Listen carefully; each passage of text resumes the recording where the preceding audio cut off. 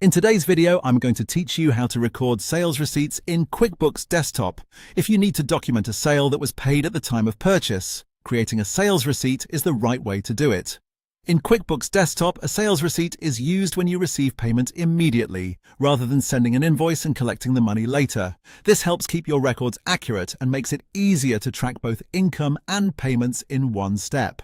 To begin, go to the Customers menu at the top of the screen and select Enter Sales Receipts. This will open the sales receipt form where you can enter the details of the transaction. Start by filling in the customer field. Choose the correct customer from your list so the sale is assigned to the right account.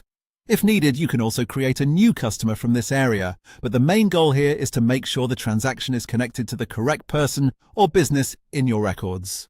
Next, enter the date of the sale. Be careful to use the actual transaction date, since this affects your financial reporting and helps ensure your books stay organized by the correct period. After that, select the payment method. This tells QuickBooks how the customer paid, such as cash, check, or card. Choosing the correct payment method can be helpful later when reviewing reports or reconciling deposits. Then add the items sold. In the item section, select each product or service included in the sale. Make sure the quantities, rates, and totals are correct before moving on. This part is especially important because it determines the amount of income recorded and, if applicable, updates item-related tracking inside QuickBooks. Once everything has been entered, take a quick moment to review the form. Double-check the customer name, date, payment method, and item details to make sure there are no errors. Even small mistakes can affect reports, so it's a good habit to verify the information before saving.